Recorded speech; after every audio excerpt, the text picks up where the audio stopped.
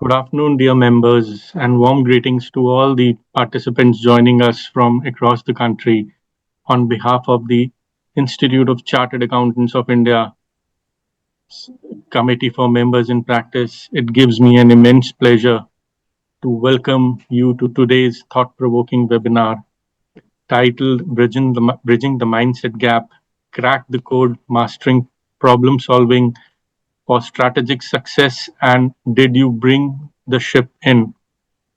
In an era evolving regulations and increasing expectations from the clients, technical knowledge alone is not the longer sufficient thing which is to be known. What truly differentiates successful professionals today is the mindset, the ability to think strategically, solve complex problems, take ownership, and deliver outcomes. Today's webinar is carefully curated to challenge perspective, spark introspection, and equip us with actionable insights that will help us grow not just as professionals, but as leaders and decision makers. We are honored to have the leadership of the Committee for Members in Practice, whose vision and guidance continue to strengthen the professional capabilities of the members in practice. CA Madhukar Hirgange, our Chairman, Committee for Members in Practice. So it's a privilege to welcome him for giving his welcome remarks. CA Madhukar Hirgange ji is a name synonymous with professional excellence, thought leadership, and relentless contribution to the profession. With decades of experience as a practitioner, author, mentor, and policy contributor, he has played a pivotal role in shaping indirect tax practice in India. As a chairman of the Committee for Members in Practice, his vision goes far beyond skill enhancement. It focuses on mindset transformation. Under his leadership, Committee for Members in Practice has consistently introduced initiatives that encourage members to move from routine compliance to strategic advisory roles, from comfort zone to growth zones. His emphasis on accountability, ownership, and ethical leadership aligns perfectly with today's theme of bridging the mindset gap. So I may request our chairman, CA Madhukar Narayan Hirgange sir, to kindly address the gathering. Over to you, sir.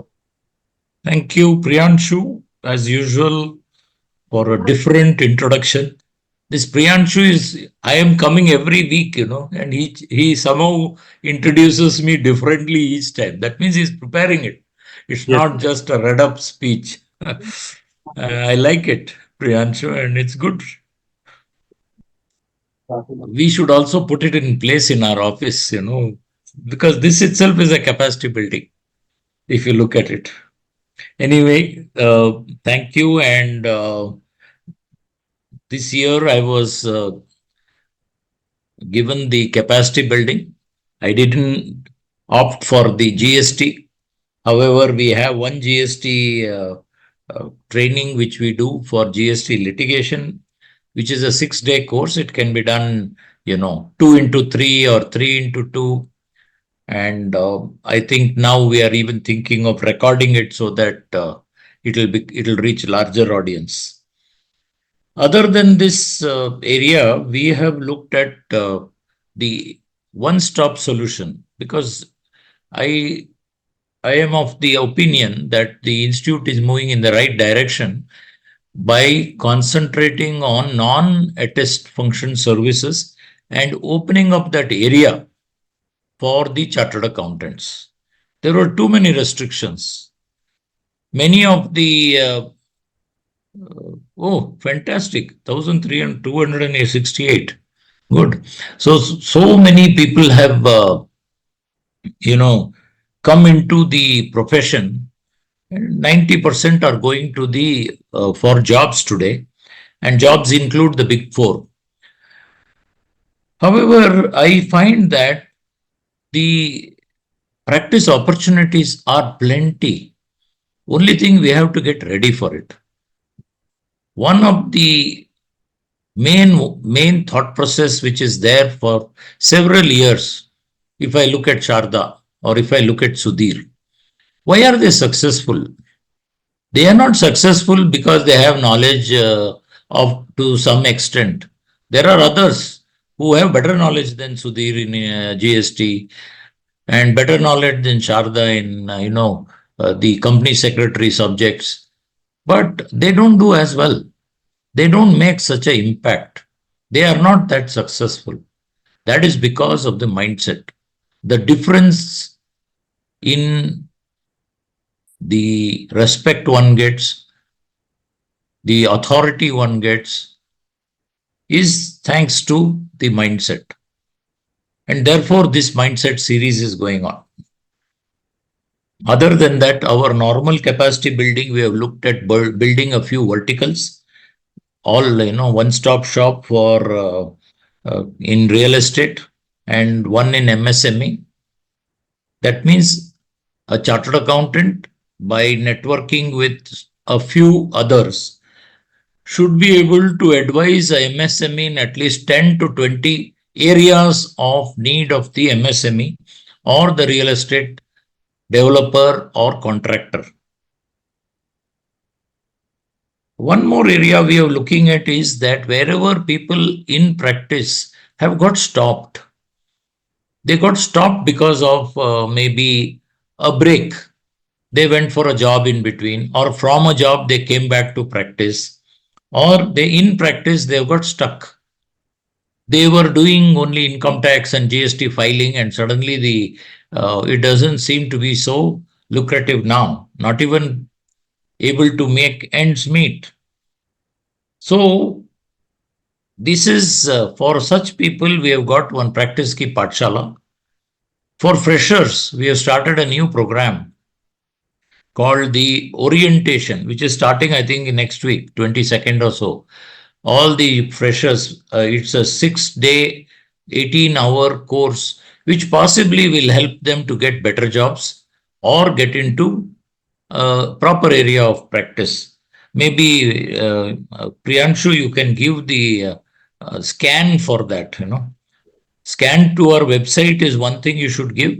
Scan to this particular program you should give, because freshers, even today they can join. They still have time. Yes, sir. Other than, pardon? Yes? No issue, sir. No, after you. You put it in the chat box or last slide, you can put it. Yes. Other than that, we are looking at the rest of the world. Why should we serve only India? Because slowly the routine jobs of India are no longer, having any financial advantage, whereas the rest of the world is waiting, not only for routine filing, even for higher level services, even for strategic advice. The GCCs which came to India, recently we had a program of GCC. Actually, the program could have been done under our committee, because there was a record participation, even though it was a full paid program. It was not a subsidized program. We had 1,000 plus people. We are looking at outsourcing. There are other committees also involved, WTO committee, etc., who are doing a wonderful job. Digital transformation is one area. Automation is a wonderful area. I think in Hyderabad, the Sudhir, there was one program on that for 2 days or something like that, attended by more than 600 people. So virtual CFO could be one. AI summits we have not done in Bangalore, but we have been doing so many in India. We have an AI course which has been done by, if I'm not mistaken, around 50,000 chartered accountants till now, getting to know AI. There is also a CA toolkit. Toolkit is for litigation. Litigation will never end, whether it's income tax litigation or it is a GST litigation. So these are all the areas which are available for our members who are in practice to upgrade, upskill, learn new things, And let me assure you, if you are in these areas, your income will multiply, not add. With that, I would like to listen to both the esteemed speakers and learn a bit from them or learn a lot from them. Thank you very much, Priyanshu, for giving me this opportunity, and back to you. Thank you, sir. So, everyone, now we move to the first session of the day. Crack the code, mastering problem solving and strategic success. It's now pleasure to introduce CA VS Sudhir ji, an eminent professional strategist and thought leader. CA Sudhir ji, with extensive experience in consultancy, audit, and litigation services, a chartered accountant, lawyer, and an alumni of the Entrepreneurship Development Program at IIMS Ahmedabad. He brings a rare blend of technical expertise and strategic acumen. He is a master trainer of ICAI as a faculty at and a faculty at National Academy of Customs, Indirect Taxes and Narcotics. Visiting faculty at leading institutions, author of multiple acclaimed publications, and a regular speaker at national forums. His professional journey reflects a stronger belief in structured thinking, problem solving frameworks, and leadership through clarity. In this session, CA Sudhir ji will help us crack the code, enabling us to approach problems not as abstractions, but as opportunities for strategic success. May I request Sudhir sir to kindly take over the session. Over to you, sir.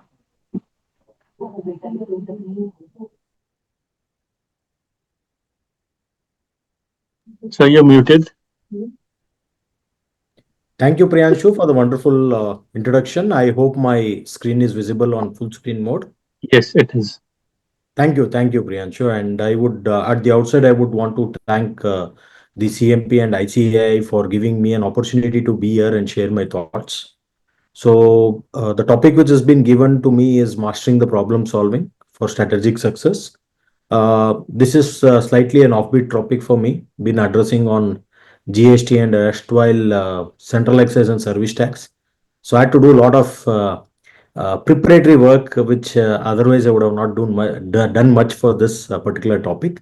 Nevertheless, I think I would be able to do the justice for the topic. So let us start with asking one important question. I request each one of you to use the chat box. Priyanshu, the chat box will reach us if they type in the chat box. No, sir. If they're having some queries, there is a space of putting the queries in the viewers link, so they can very well give their queries. And if they're having some issues, that also it is there. Okay, no worries. I thought I will take this as a participative thing. So anyway, one of the most important tasks what we would handle as far as the practice is concerned, in my view, is servicing the client. That is the most important task for any chartered accountant that would be there. And there would be a lot of challenges one encounters while servicing this client, as the major objective for any practicing chartered accountant would be there.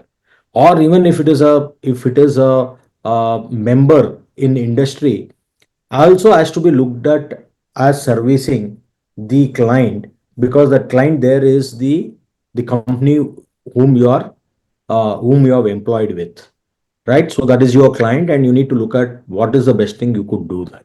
So I think keeping that in mind as one of the things, let's look at what are the how to navigate the problems which come across. So as Madhukar sir was telling, in practice, the success is not only about knowledge. Knowledge is required, undoubtedly. Without knowledge, you will not be able to service the client, and you will not be able to flourish in practice. Having said that, it is also important that you also need to equip with lot of mindset towards the practice, which is very important, and many of us would miss the actual mindset which is required while we are servicing the client. The very important mindset which we need to look at in our daily life is that am I working above the line or am I working below the line? So this actually is a game changer, and every time I encounter any challenge or anything which comes, so this is a slide which has been printed and placed on my desk, which I always look at. How am I approaching a particular scenario? It could be a problem or anything. How am I approaching it? Am I working above the line? That means, am I taking the ownership for the situation? Am I taking accountability and I am feeling responsible for what it is today? Or am I trying to blame somebody else for the scenario or situation where I am? Or I am just seeking an excuse, or many times I deny. I think most of us, at least for me, below the line working is been a sort of an habit, or a sort of a routine activity, unless until I have to constantly work on it and try to put myself above the line, which will give the victory and success to me. So many of the cases, we do not admit the problem. Denial is first thing which starts. So we do take feedback of the customers or the clients, and out of 10 feedbacks, there will be one negative feedback. So generally it has been looked at that one negative feedback, this person always is a complaining guy, and he is not satisfied. He will ask for more than what fee he pays to me. So let me ignore it. So I am denying a problem here. Even nine people are talking high about you, and one person is not talking high about you, then there exists a problem. Whether the problem, the magnitude of the problem, whether it is small or big, depends upon the situation. But what we need to look at as a first step is that we need to have the courage to admit the problem, which is very, very important, because most of the cases we come to a mindset that I am perfect. Aham Brahmasmi. I know everything and I have done the best. The moment I am getting into this attitude, I am missing something a client what he is requiring. So denial should not be done. There, it has been told that there cannot be a smoke without the fire. If there is a smoke, there is a fire which has come in. The magnitude of the fire may be a small one or a big one, which you need to later analyze whether it should be ignored. You need to work on it. You need to leave it to make it big. So first and foremost is that we should not get into any denial mode. Then comes his excuse. Always we have said that no, sir, I have done my best, but this was one such exception, and that was the last date for filing the returns. The client sent the query at the last moment. I was helpless. I was not able to give them the answer. So I come with various excuses and justification for not dealing with that situation, and thereby I am sending a signals to my mind that it is completely okay. Having this sort of a negative feedback for a client is okay, and I am justifying my incapability by giving a number of excuses. So there could be a genuine reason why you have done, but you need to look at what better thing I could have done within the scenario. Unless until you are looking, admitting and looking at a solution, you will not be able to solve a problem. So excuses is something we need to get rid of it. And the other thing comes is the blame. So we always try to shift that this was not my problem. It was the client problem, that he came at the last moment, or he gave insufficient information. But what I could have done when the insufficient information is there, what I could have done when the client came at the last moment, is something would be ignored. So shifting this to somebody else is also an habit most of us would be having and try to justify that I have done the best. So even there is a benefit of doubt that the problem is not because of me, it is because of somebody else. Please do admit and see what I could have done in this scenario. Did I take sufficient ownership, accountability, and responsibility for the problem, and whether it could have been handled differently? So this is a very, very important mindset change which each one of us has to look at. We need to take ownership of the scenario. You cannot brush away the ownership, saying that that was not my scope, I was not expected, there was no communication. No. Yes, I do accept that I should have been better in communicating that this is not my scope. I should take an ownership in telling that what is the best could have been done at the last moment when the client approached me. So the ownership always lays on me. I may be silent at that moment, and later when you are not able to deliver a service which is to the satisfaction of the client, then there ends the story. Whatever you tell, it will be the below the line. So it may be a very small thing to take a ownership, to take responsibility, to say, have a guts to tell to the client that I am sorry, the mistake has happened because of me, and give me an opportunity to fix it. Take accountability, take ownership. The client is going to value your relationship. The moment you are trying to evade the problem, try to blame somebody else, try to escape with the problem, the relationship with the client will weaken. They don't give you the same respect as what it has to be given. So this is one fundamental mindset change which I feel most of us need to start working above the line. Then there are further things which we need to look at. One is that whenever there is a problem, we need to have that energy coming within ourselves, excitement coming within ourselves to see that, wow, this is a problem, and I'm going to solve it. At the end of solving, I'm going to learn something out of it. So here is a problem, here there is an opportunity for me. So many of the cases I've been seeing that when the problem arises, people start, "Arey, my fate is only like this. My stars are not working in favor. Always this is what happens with me." Rather than looking at, wow, this is something which has come up, which has not come to me hitherto. Let me try and solve it and learn something new thing.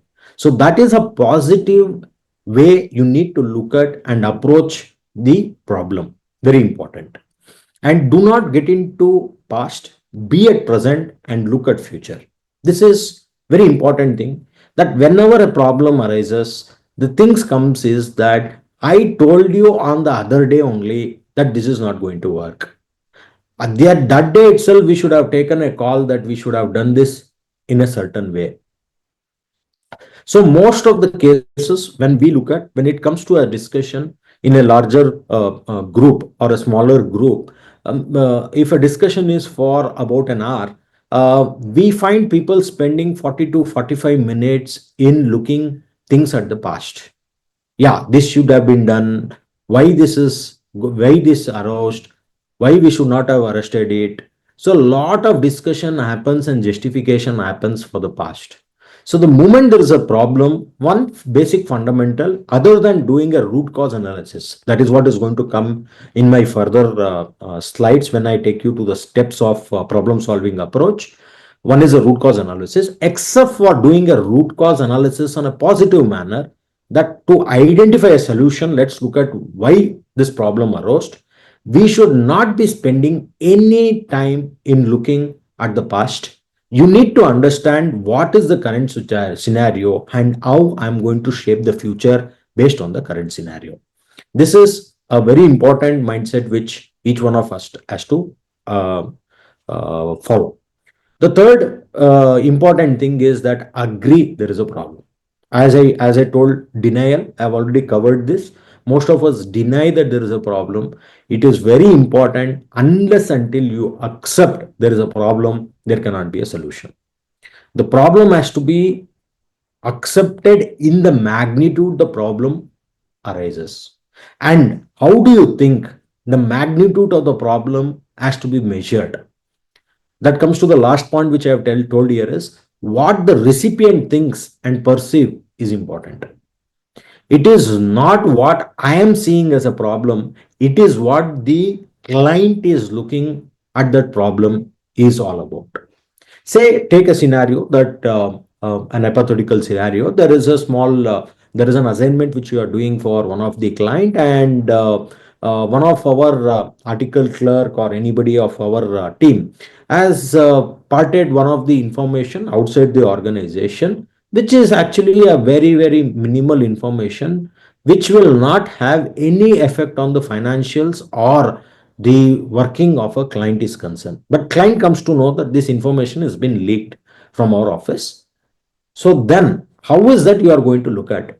For me, that is a very simple thing. The client is not listed, his valuation is not going to affect, this has not gone to his competitor, so or it has not gone to his customer, so there is no negotiation of price is going to happen.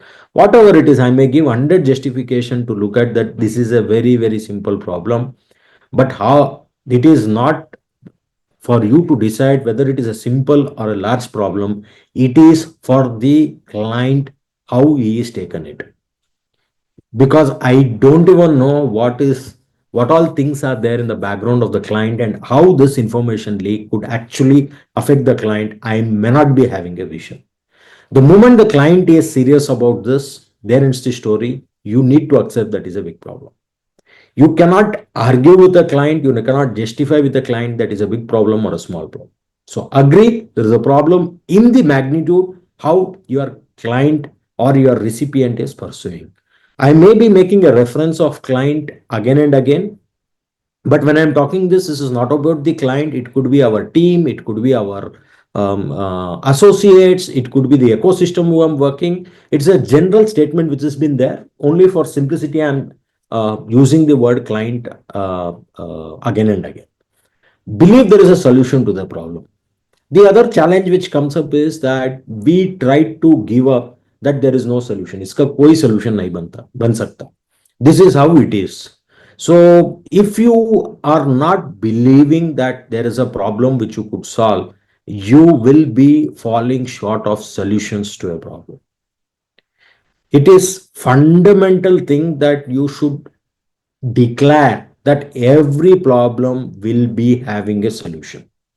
It is only I am not able to go towards the solution. I have to keep on reinventing myself. I need to keep on sharpening myself. I need to take the support as and when required to arrive at a solution. There cannot be a problem which doesn't have a solution. There has to be a solution. If I'm not able to finding the solution, then it is to be me to be responsible of not finding a solution. The conclusion is that it doesn't have a solution.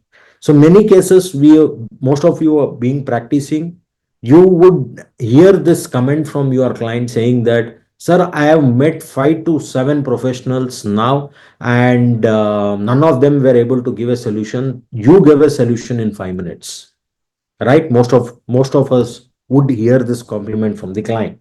So does that mean that did not have a solution? Maybe the other professional did not do a sufficient thing what is required to arrive at a solution. So you need to look at that there is a solution and you need to find out what the solution is all about.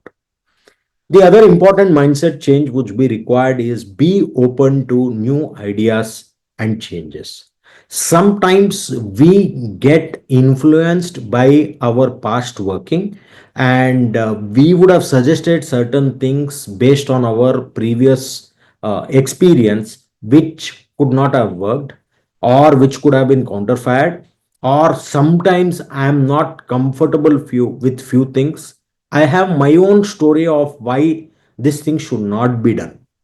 And unless until you are open for new ideas and you are open to change yourself, you will not be able to arrive at any solution for a problem. Either the problem could be of your own problem, or you are solving a problem of the client or somebody else.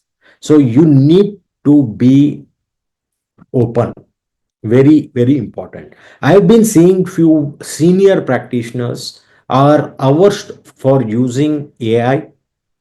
Madhukar sir was talking about initiatives of AI.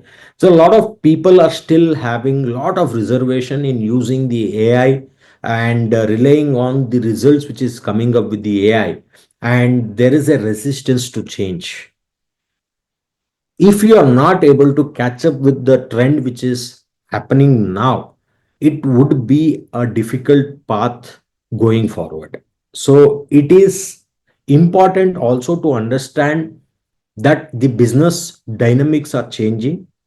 There is a huge change in the way the business was being done pre-COVID and post-COVID.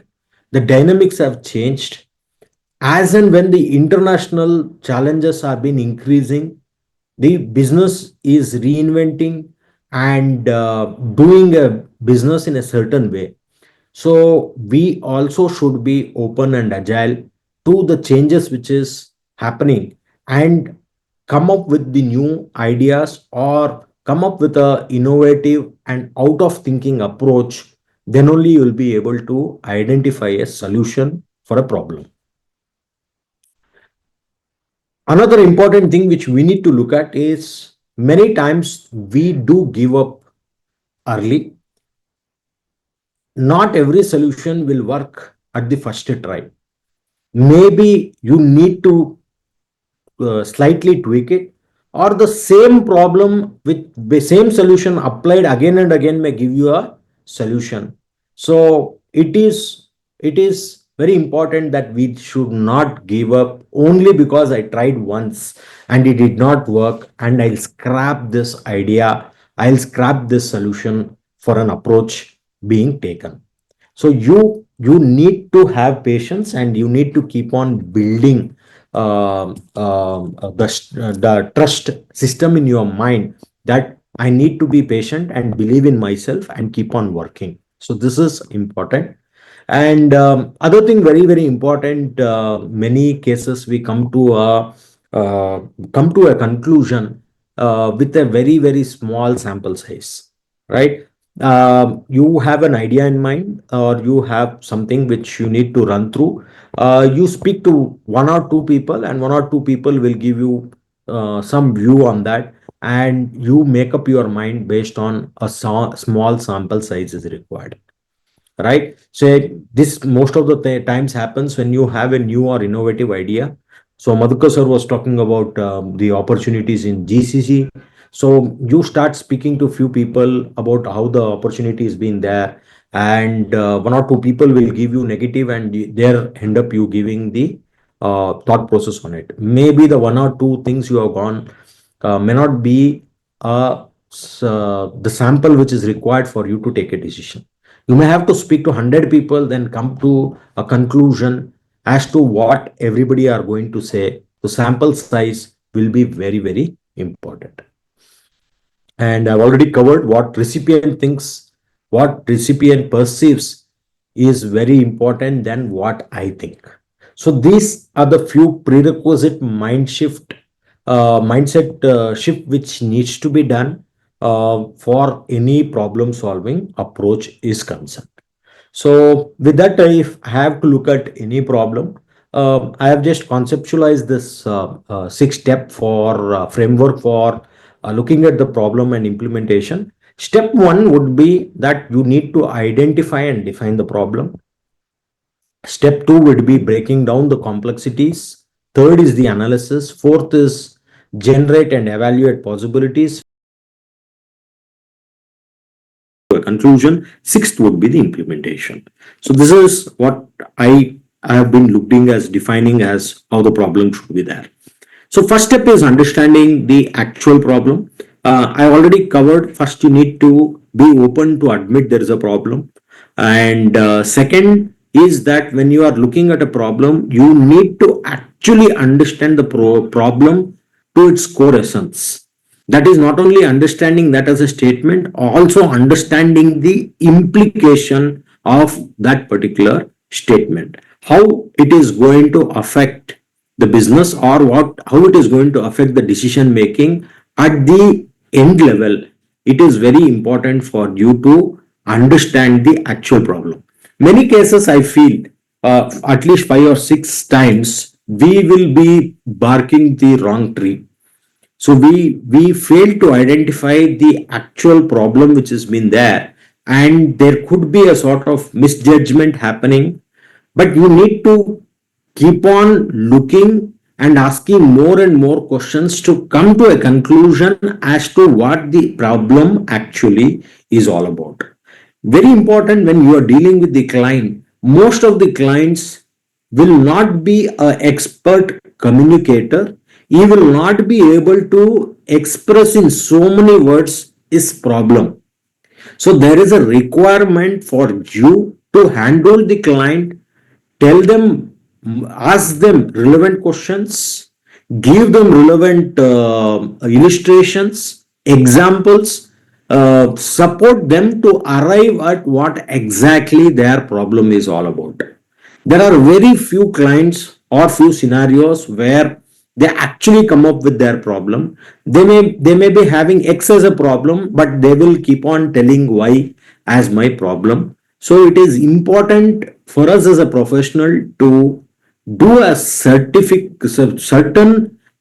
sufficient analysis to arrive at the right problem statement. Once you have understood the problem, you have to properly define the problem statement, and start working on it.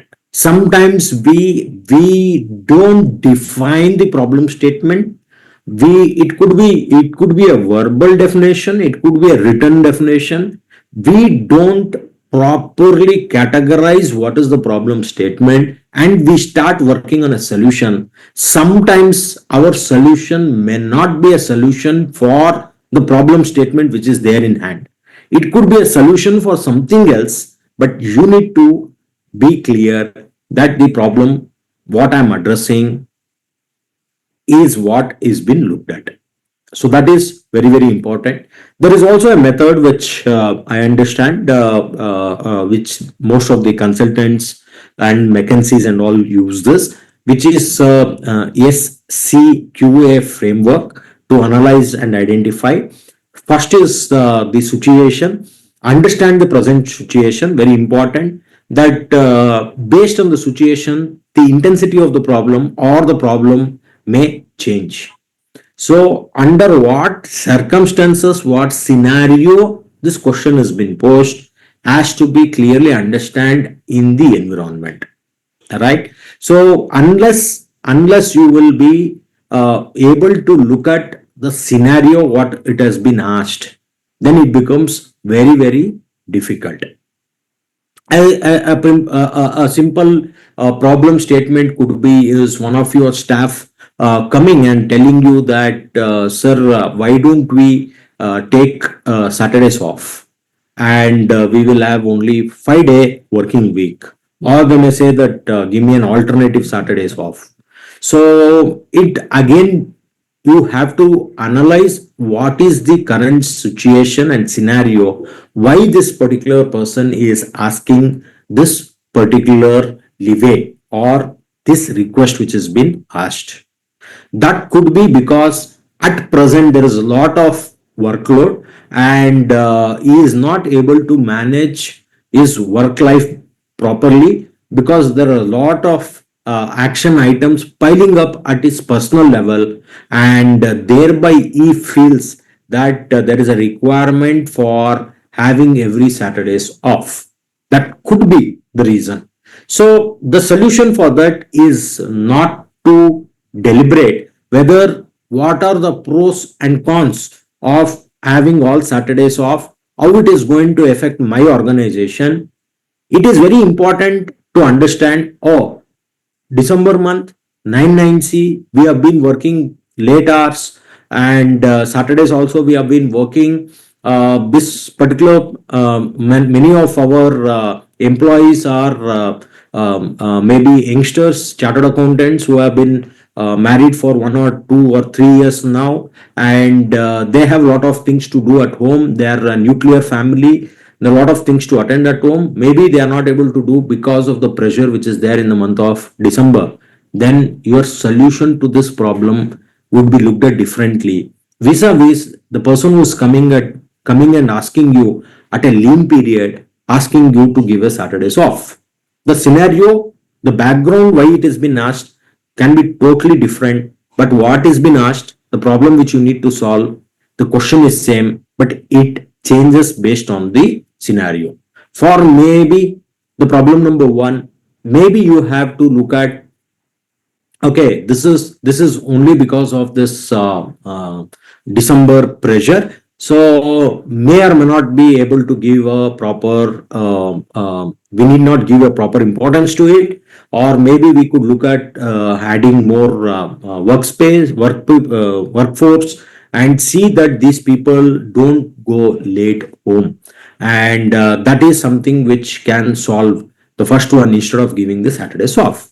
In a lean period, somebody is coming and ask you that I want a Saturdays off. Maybe that is a problem of the current generation. We need to understand what is the need of the current generation. Most of the people are Gen Zs, and their requirement, their way of looking the life is totally different than what we expect them to look at their life.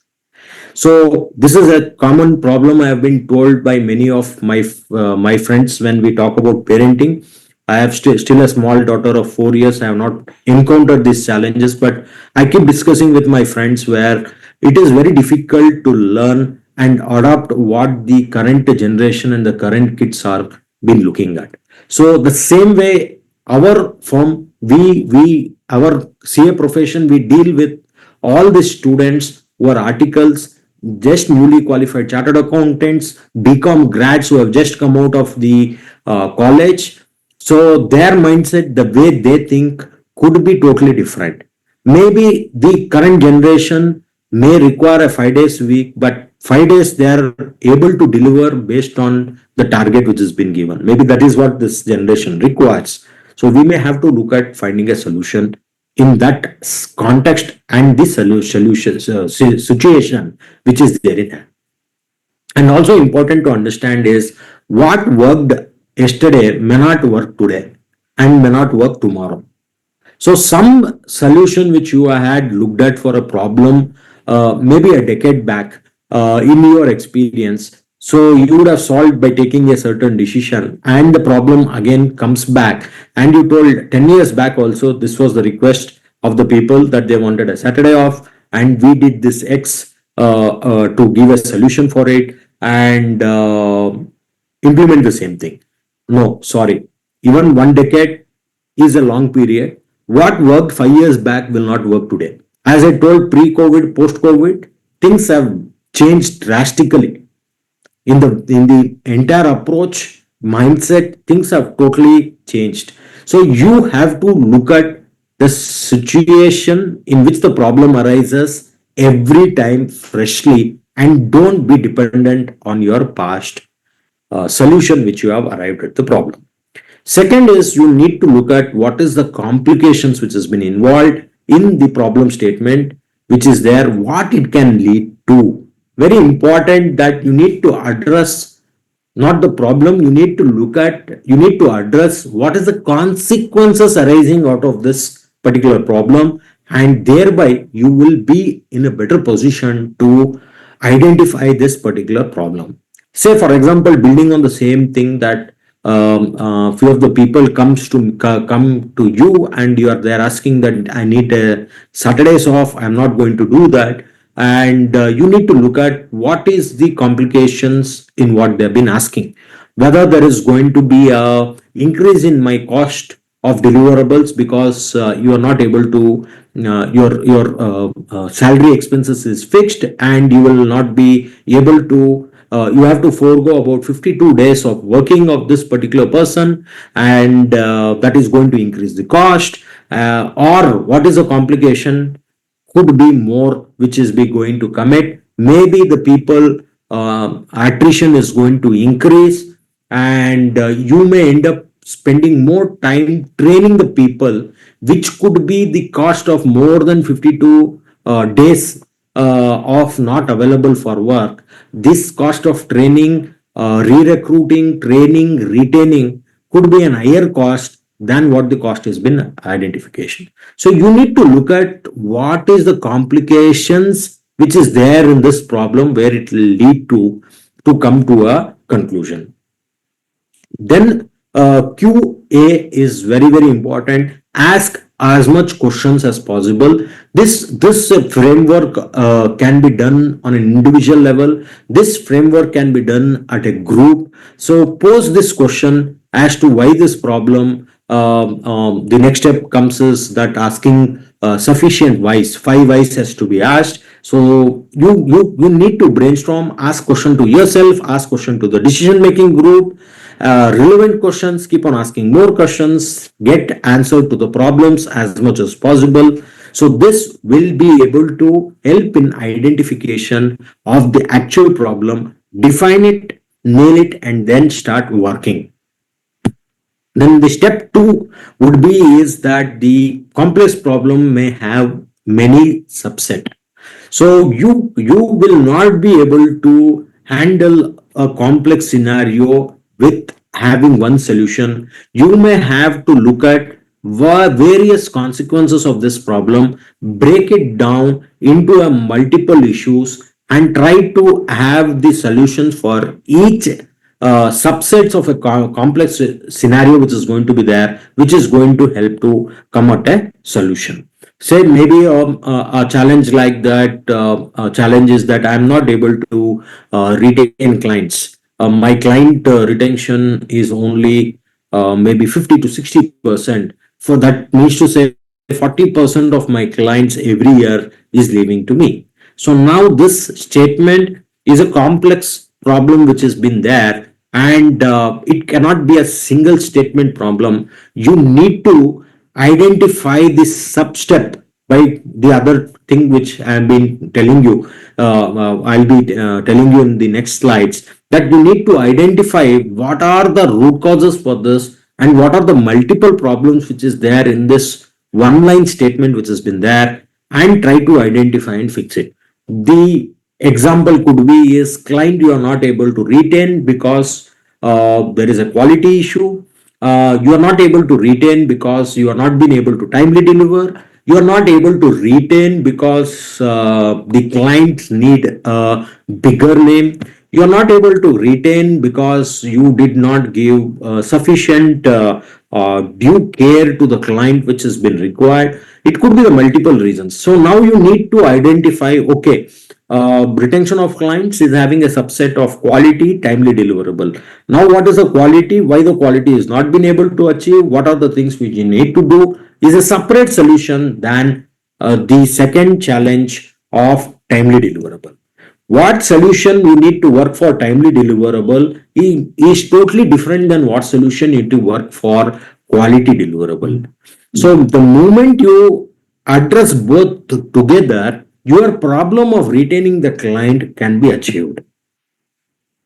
So you need to brainstorm properly and come up with those sub points of the problems and try to fix a solution for this problem so that your larger concern would be taken care. Then step 3 is to analyze. Very important to analyze the problem. The one of the technique is the 5 why technique. You keep on asking why. So the problem is that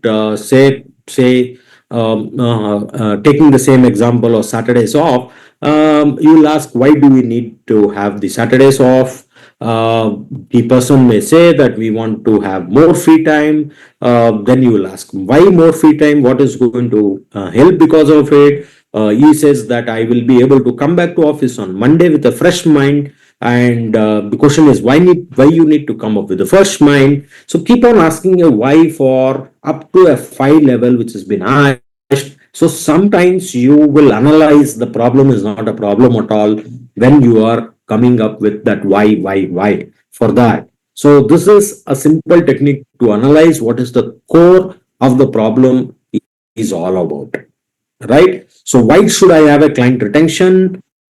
Why should I earn more practice? Why should I develop more practice? Why I should earn more money? Why I should have retain people? So like that, every problem you need to ask, keep on asking questions. So that is going to give you the core of the problem which we need to work on solving.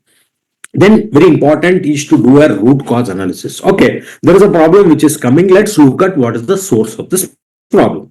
As I told, when you're doing a root cause analysis, it is very important that you are making a root cause analysis without working below the line. You are not doing a blame game. You are not trying to have an excuse. You are truly looking at a solution approach as to why this problem is arising, what is the cause of it. The problem has to be looked at. The moment you look at this a root cause analysis, you will be in a better position to have a solution for the problem. Then comes is the 360-degree evaluation and the feedback to the problem. You have to look at the problem, not only what is going to affect you, you need to look at the entire ecosystem what you are working. Okay, if the problem of your employee is that he do not want to work on Saturdays, and what is it is going to have an effect on my client, because the client works on Saturdays and the consulting retaining assignment, you need somebody on call immediately to solve a problem. So how are you going to deal with that? And how the client is going to look at how your other set of maybe a different branch, or you are working in a different countries, how they are going to look at this if it has been applied in only in one location, if you are a multi-locational firm. So you need to look at the entire ecosystem of this problem, and the feedback which is there. You need to take the feedback whether this has been required by one employee out of 100 or it is 99 employees out of 100. You need to make the proper analysis, ask a proper questions, ask a proper feedback, then you will be able to analyze it. Step 4 is to list out all the possible action. I have another 10 minutes, I believe, Madhukar sir. No, you don't have. Your time is already finished. Okay, Because the question now is, no, it's not 1 hour, it's 40 minutes. Okay. I'll just take because 2 minutes. question answers are very important. I'll take 2 minutes and summarize the. Yeah, you summarize. Yeah. And whatever you are given, we'll share with them. And whatever questions are left over, you can answer later also. Perfect. So list out all the possible actions which has been there, and important that you need to have what effect which will be having. You need to prioritize and come up with the possible actions, and summarize all the solution, evaluate and prioritize it. All problem cannot be solved at once. That is important that you need to understand, and we need to have the phase wise implementation. So it's very important that you need to phase out. Very important that for the entire the system, there should be a confidence which should be built by your small actions which you are implementing it.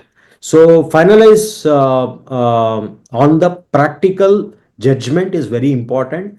Many of the cases, the stats and figures will be there, but it may not be practical for implementation. So whatever the action which is been coming out, it should be implementable, and very important is that it should be measurable. So you need to identify the action points for towards this problem, identify how are you going to measure, fix a matrix for measurement, and important is that you need to have who is going to be responsible for this implementation, who is going to be accountable for it, what is the support system the person can work on to take this initiative. and you need to work on who can be consulted and who has to be informed. So this is a framework which is required for implementation. So with this, all the problems which has been there, you will be able to uh, uh, put it into action. So yeah, so these case studies I have talked about as and when I was deliberating. So this completes my talk. Thank you for giving me this opportunity and sharing my thoughts. Thank you. Thank you, sir, for your insightful session. So we are having some queries with us. So could you share some real life example where a shift in mindset completely changed the outcome of a complex business problem? Yeah. Uh, so any maybe from a complex business solution, I don't have that ready for me to share. Uh, yeah, yeah, maybe other question I can take. I'll think over. You can also give it later. Yeah. How can professionals balance speed and accuracy while solving strategic problems in time sensitive situations? Yeah. So very important here is that one should be looking at while accepting the assignment, what is the time available in it. And many cases we actually don't measure what is the time and the man hours which is there available with me for deliverable. We just accept the client without looking what is the capacity available to deliver. I think this is the major thing which we will get into the loop. So very important is that you need to assess the capacity and then promise the client. So thereby your scenarios of working at a time sensitive manner is going to be reduced. So you need to balance your manpower accordingly. Second, giving the expectation to the client at the time. You are asking me this at the last hour. I understand that you need to sign this contract tomorrow and you are asking this query now. So please understand that I'm going to give you a solution, but that may not be the full-fledged solution which has been there. It's only an abridge. It will give you an idea. There could be ifs and buts. So you need to prepare the clients with the constraint what you have, rather than taking the pressure on me, saying that this is what is there, time constraint is there, quality has to be delivered, and I get burned out.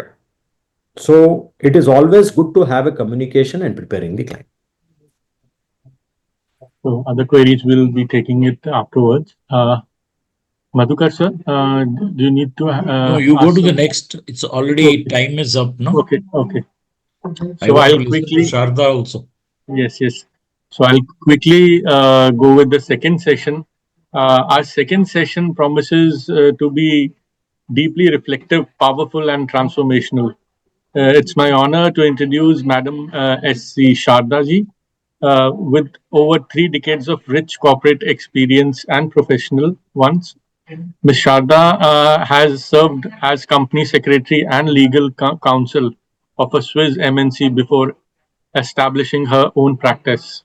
She currently advises startups, MNCs boards, and institutes on governance, FEMA, CSR, secretarial audit, and leadership matters. A distinguished Toastmaster, an independent director on multiple boards, and ESG professional, and above all, a resilient leader and cancer victor. Ms. Sharda brings unparalleled life lessons rooted in ownership, accountability, and courage. Her session, Did You Bring the Ship In? Is a powerful representation that challenges us to ask, did we merely manage the process or did we deliver results? It is a call for responsibility, leadership, and personal excellence. May I request Sarda Madam to kindly address the gathering? Over to you, ma'am. Thank you very much, Priyanshu. I think I agree with Madhukar. You have a unique ability to make our profiles, our introductions sound very, very interesting. And maybe I can take a cue from the way you have introduced me, that I can give it to somebody else. And I think you've already read my mind and what I am likely to present it. You've done this context setting. Thank you very much. At the outset, I would like to place on record my deep sense of gratitude to the Central Council of ICAI and the CMT committee, and particularly to Mr. Madhukar Hiregange for giving me this opportunity. I am from the sister institute, but today I'm speaking on behalf of the professions, our wonderful professions in general. So with this, I'll share my presentation. Is it visible? Yes, yes. Yes, the topic is, did you bring the ship in? It took me some time because for the last several weeks, I think there's been a lineup of illustrious speakers who have handled so many topics that are relevant to all our professions. And I was wondering, what should I be speaking on? Then I really felt in the past few years, we have been hearing about this term VUCA. I'm sure many of you know what VUCA stands for. VUCA, that's volatility. It stands for uncertainty, for complexity and ambiguity. We thought we will be encountering this kind of a world, but unfortunately, or I don't know, whatever, maybe it teaches us a lot of lessons, but today we are really living in this kind of a learned world, more so after COVID. What's the kind of storms? What's the kind of choppy waters that we are looking at as in our personal lives, in our professional lives? All of these are impacted. See, today we are in a world where there is economic turmoil, there is tariff tantrums, there is trade wars, there is political wars, there is ethnic displacement, migration issues, so many issues out there with currency fluctuation and whatever you have. Now look at your own practices or my practice. I also have a practice firm. We have the challenges of recruiting the right kind of people. I mean, in the earlier, the speaker and Madhukar also spoke about Gen Z, Gen Alpha, what kind of people are available to us, how do we recruit them, how do we retain them, how do we train them, how do we grow them, how is a firm going to grow, how do we scale up? These are all challenges that are constantly being encountered. Now, on the other hand, look at the other kind of expectations. There are so many stakeholders in our practices. Primarily, again, of course, we ourselves as a stakeholder, we have team members, employees, partners. What about regulators? There are so many changes happening in the laws. Every day there is a change, new laws coming, new laws which are being rewritten. And there are so many challenges which are coming up. The challenges coming up from technology. While we call it as a challenge, it's also an opportunity. And I just heard from Madhukar the kind of excellent initiatives that the CA Institute is taking, whether it is GCC or AI or anything else, in the capacity building programs that are being done.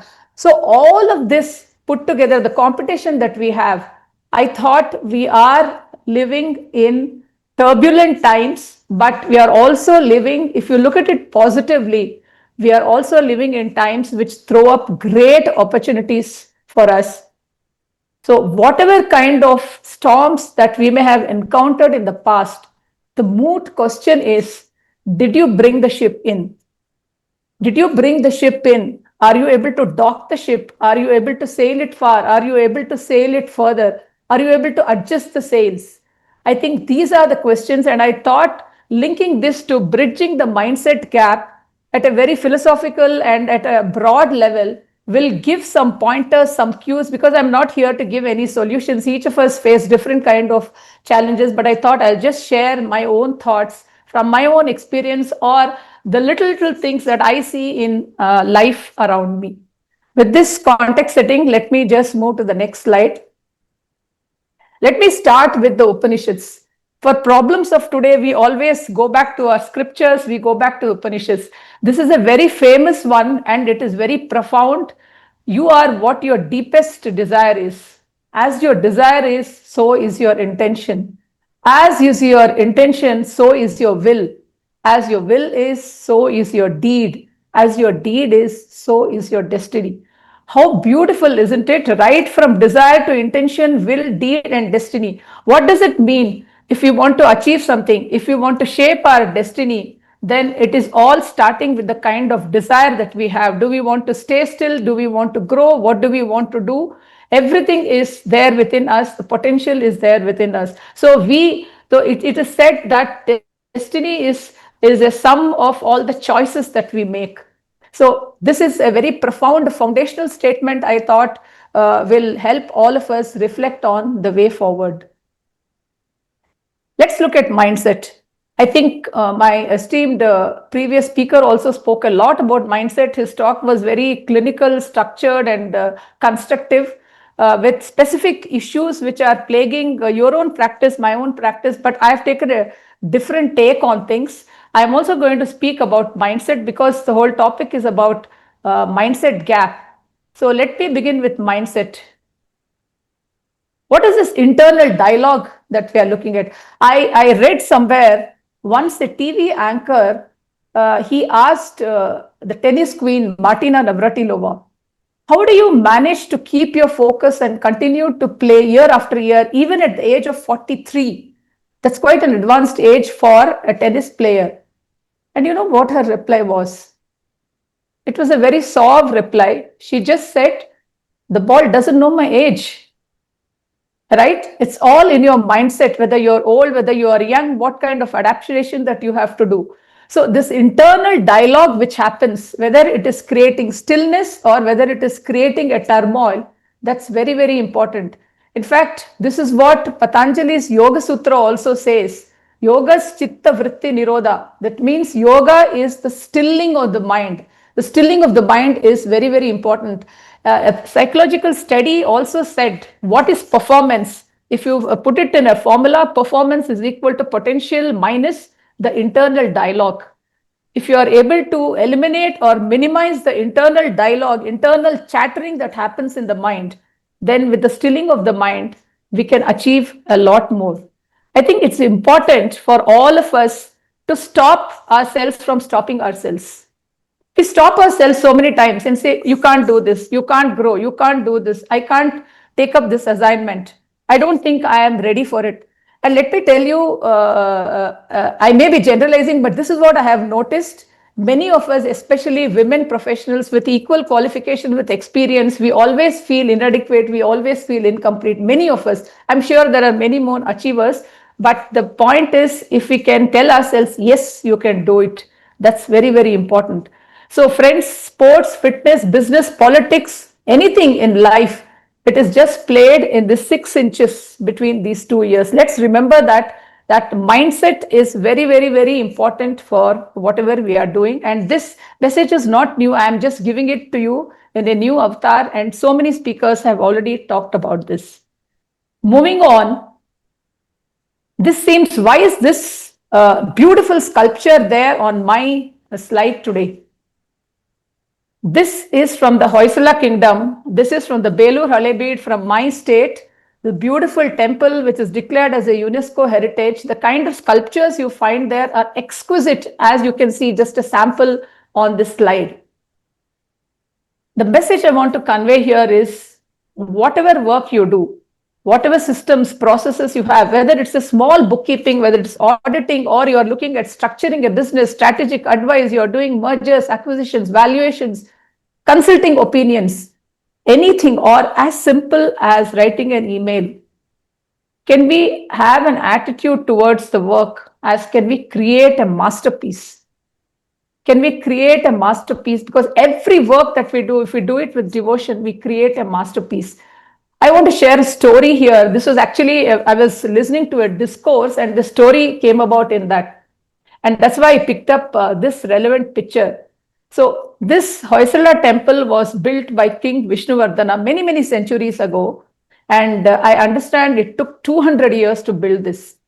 So the king had his own way of checking on the quality of the work and the attitude of the sculptors. So he went incognito and he went to the first sculptor and he asked him, "What are you doing?" So the sculptor just said, "I'm just chipping away some stones and I don't know for what." So there was a sense of disrespect, disengagement there. And, there was no interest in what he was doing and he didn't even know what for he was doing. So the king moved on. He went to the second sculptor. He asked him, "What are you doing here?" So there's a slight improvement. At least he knew what he was doing. The sculptor said, "I am earning a livelihood. I am earning a living here." He thought that's all he is doing by chipping some stones. So it was more transactional.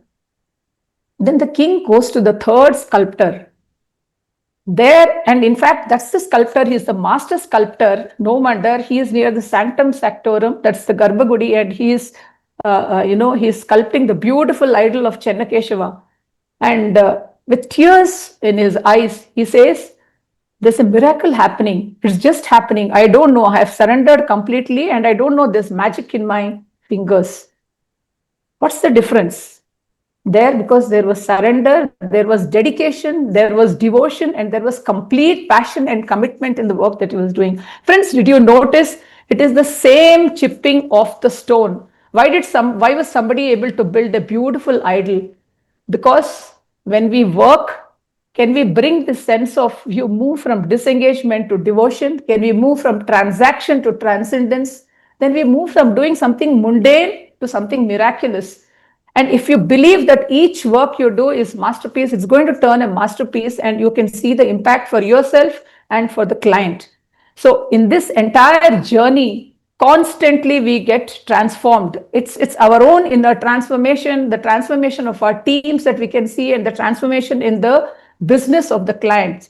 If we are able to align to a higher purpose, that whatever little I am doing, even if it is a small work, now this is going to impact the client work. Now this client is going to become a unicorn. He is going to get acquired, or he is going to hit the IPO market. And let me do my work with the entire devotion. So the power of purpose, according to me, is very, very important. And in fact, in our own firm's orientation, I always bring up this point and ask the interns, can you create a masterpiece and make sure that the quality is of the highest standard so that there is no rechecking?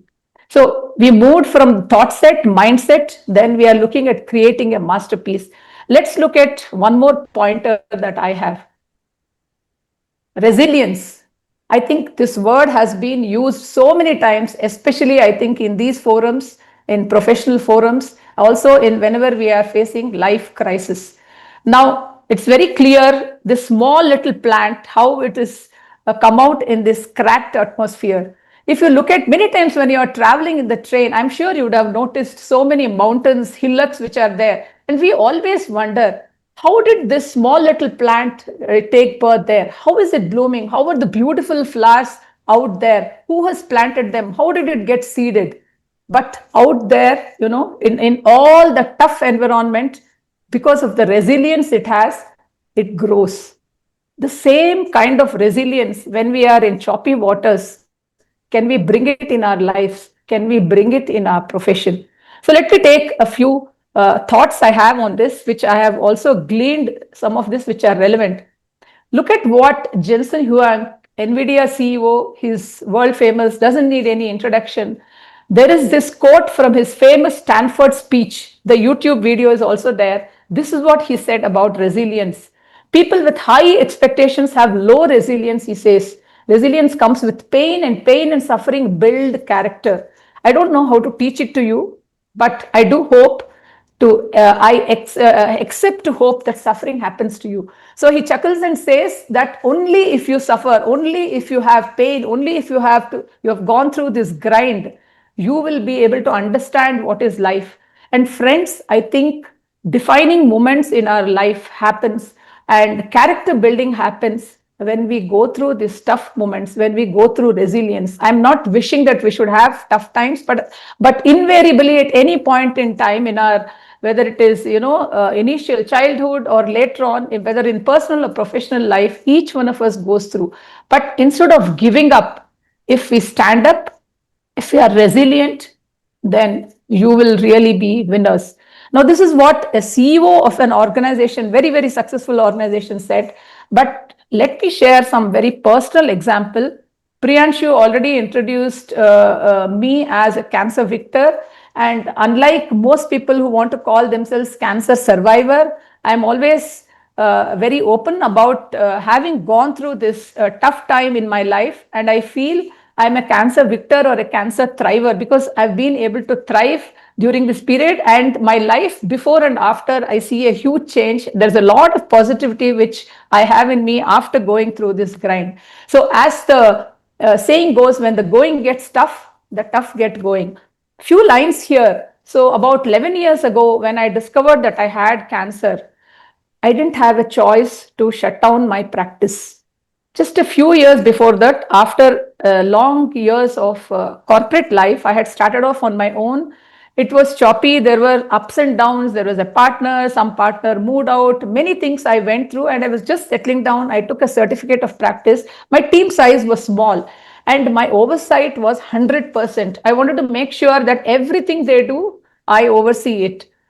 But then suddenly this crisis in my life happened, and illnesses like cancer, they come completely unannounced, and you won't even realize until it grows, it manifests to a certain stage.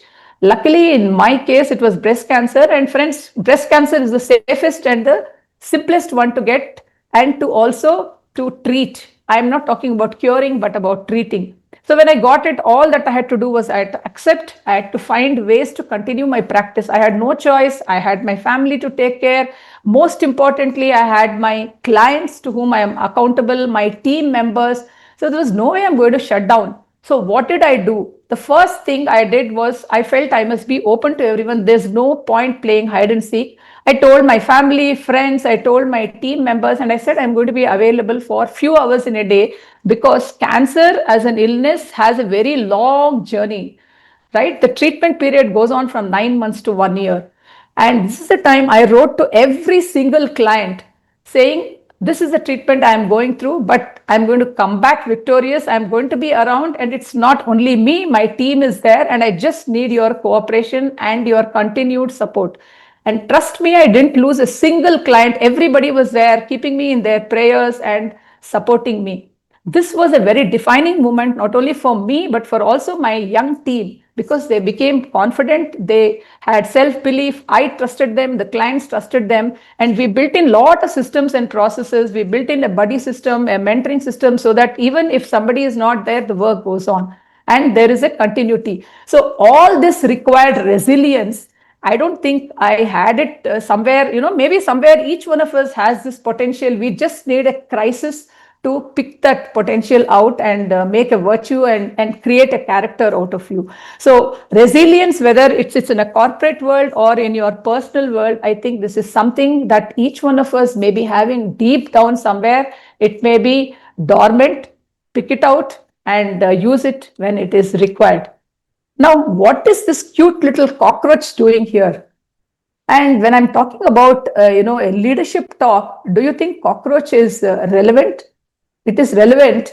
I understood this, this year or a year before this, I heard a talk by Indranil Chitale. He is the 4th generation entrepreneur from the Chitale Bandhu. This is a very well-known business in India, which is there from 1955.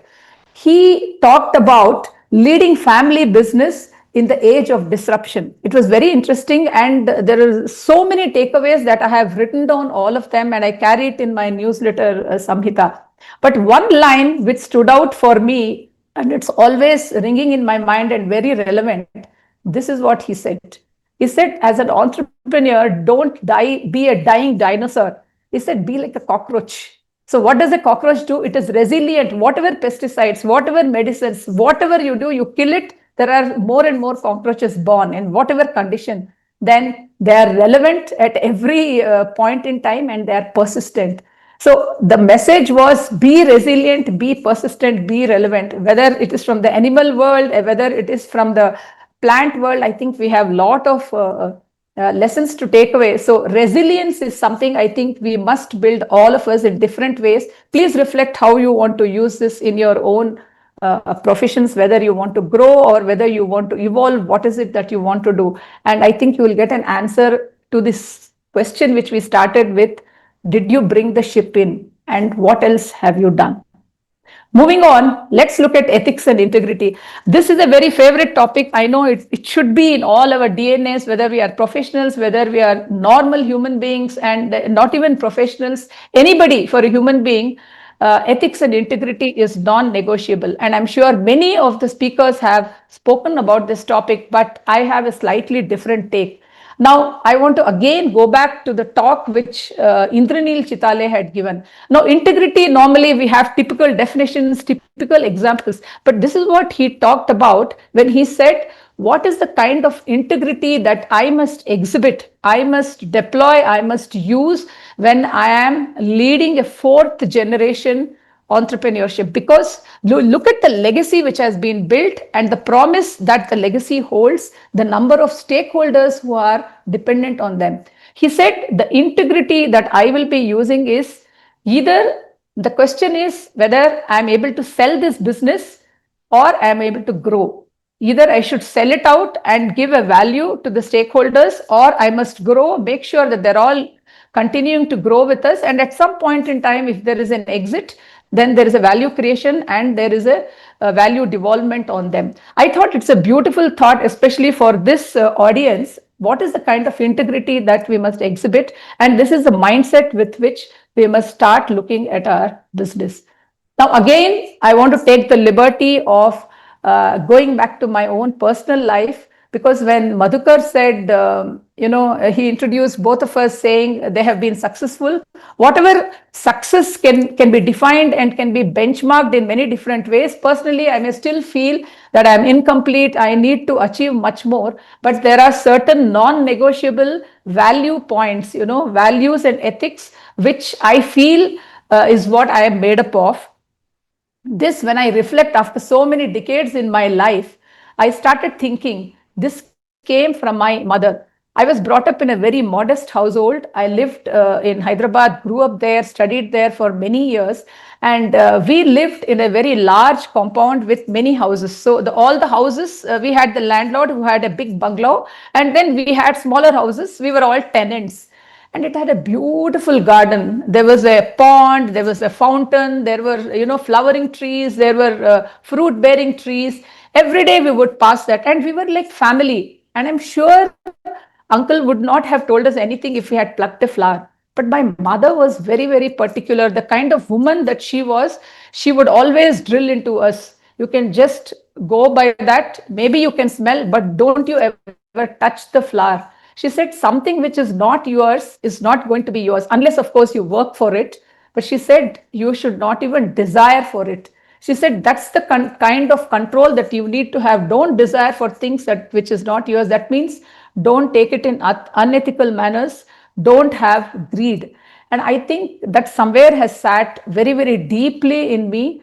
And when I had to come up with my own tagline for my firm, I simply said, sorry, the spelling has, wrong. It should be enable, empower ethically. I thought I must create an organization which enables employees, which enables clients, empowers both of them, but everything in the framework of ethics. Priyanshu, how much time do I have?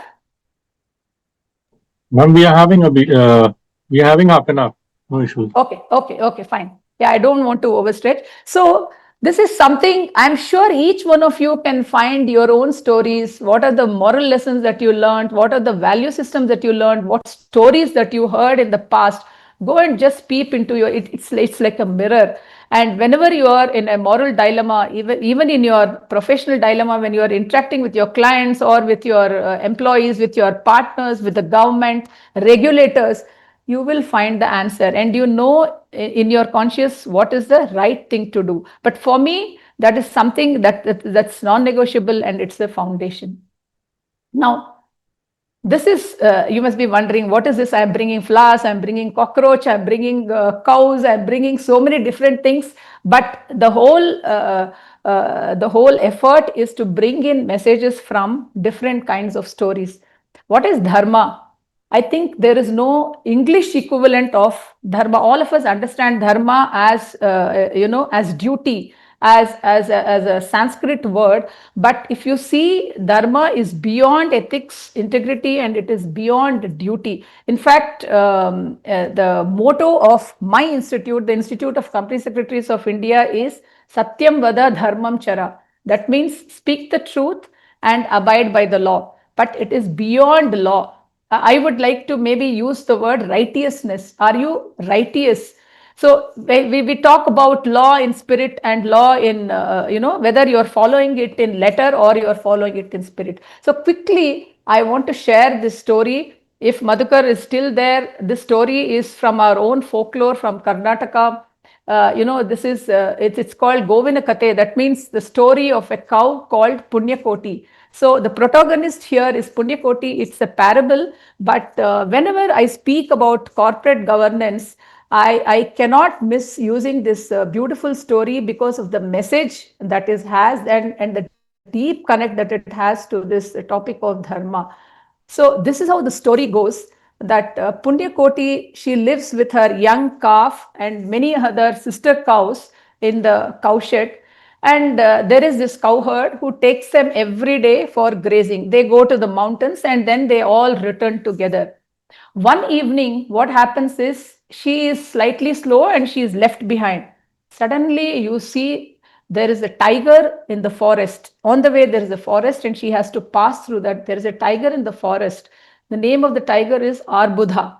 And the Arbudha is a ferocious tiger, and that's what is his dharma of preying on animals and then eating them up. He stops her and he says, I want to eat you now. You are my prey. With great difficulty, I have got you. So she is completely shaken, terrified, and she pleads with him. She says, Arbudha, I will come back. Please allow me to go now because I have to go and feed my young calf. She is just a few days old. Arbudha laughs. He says, do you think I am so stupid? I am a fool to let you go. With great difficulty, I have got you. And no way I'm going to let you go. I'm going to eat, because he's on a cliff and then he's trying to jump on her. But again, she implores and she says, I will keep up my word. I am committed to coming back. Please, please let me go. For whatever strange reason, Arbudha's mind changes. He says, she seems to be truthful. Let me let her go. So quickly, Punyakoti rushes back to her home. She feeds her calf, and then with tears in her eyes, she talks to all her sister cows. This is actually in Kannada, in my language. It's a beautiful song which is sung, and it's a chorus song, and it's all used to be taught in schools earlier, but I don't know today whether it's available, but the song is beautiful. And she talks to all her sister cows and says, I have done my duty as a mother, but I have my duty as a prey. So I must go. I have given my word to Arbudha. Can you please look after my calf after I am gone? Because she's going to be an orphan. All the sister cows agree. They bid her a very tearful farewell. And then Punyakoti, with a heavy heart, rushes back to Arbudha. Arbudha is standing there again on the cliff, waiting for the cow to come. And he sees her. He is overjoyed. Then he says, he thinks that he is going to eat her. Now, here again, the cow implores. She says, I have done my duty as a mother. I am doing my duty. I am keeping up my word. My whole body is yours, Arbudha. My flesh is yours. My blood is yours. My bones are yours. My muscles, everything. I am here. Please devour me. Please eat me up. Strangely, something again happens to Arbudha.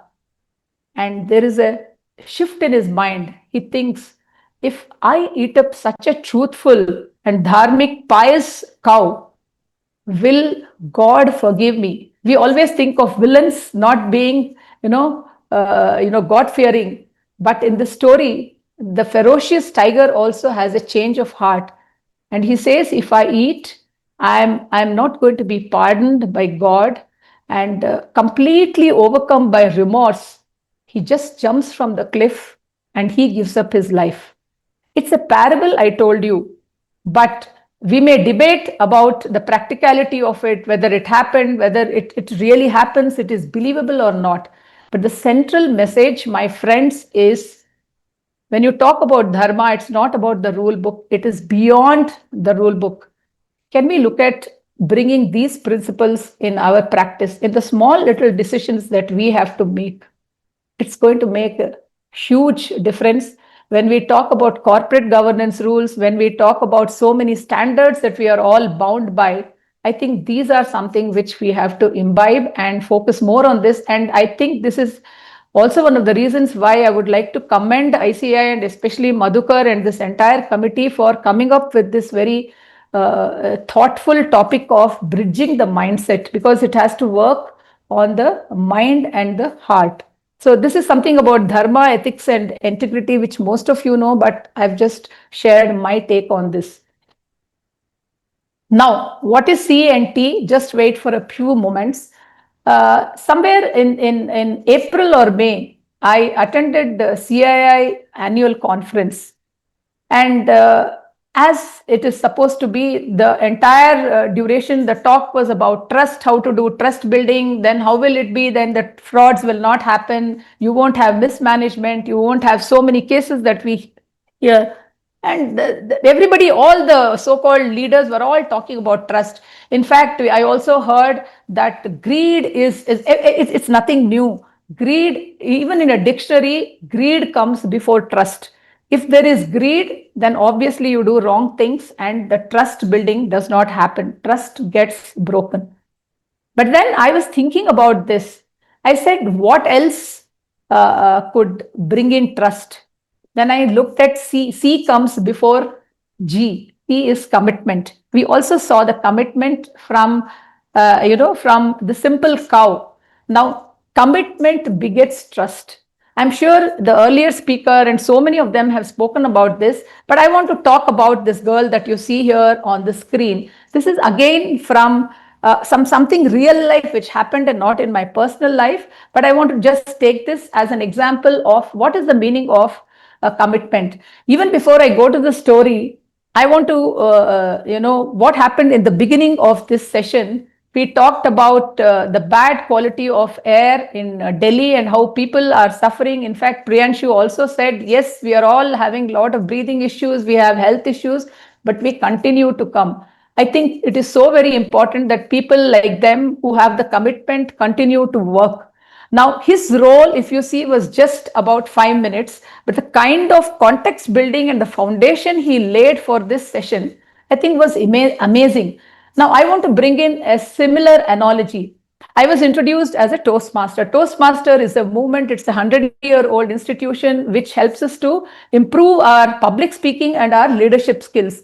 And personally, I have benefited a lot from this movement. I am part of the IIM Bangalore Orators Club. I am a founder member.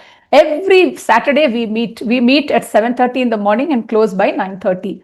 So there is a role called Sergeant at Arms, SAA. So somebody like this who just opens the meeting, make sure that all the stationery is there, people are greeted, the room is available, there is coffee, tea, breakfast, the board is very clear, everything is written. There are some do's and don'ts, and it's a very structured meeting, but also in a fun environment. So we had Roshni, our Sergeant at Arms. Every week she would come, but one particular week when I saw she was limping, I knew something was wrong with her, but she continued to speak. Then she handed over to the president. The president also introduced her and thanked her and said, despite all her challenges, today Roshni has turned up and we must applaud her. My curiosity piqued. I said, nobody is telling me what happened to Roshni.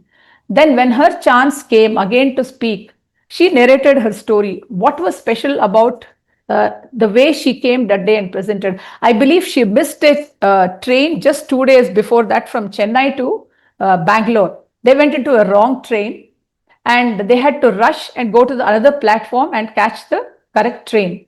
So in this whole process, her husband got into the train first. She pushed her daughter, she pushed the luggage. But when she was about to climb onto the train just started moving and one leg was there and one leg was almost below the wheel. And she described it so dramatically that it gives me goosebumps even now.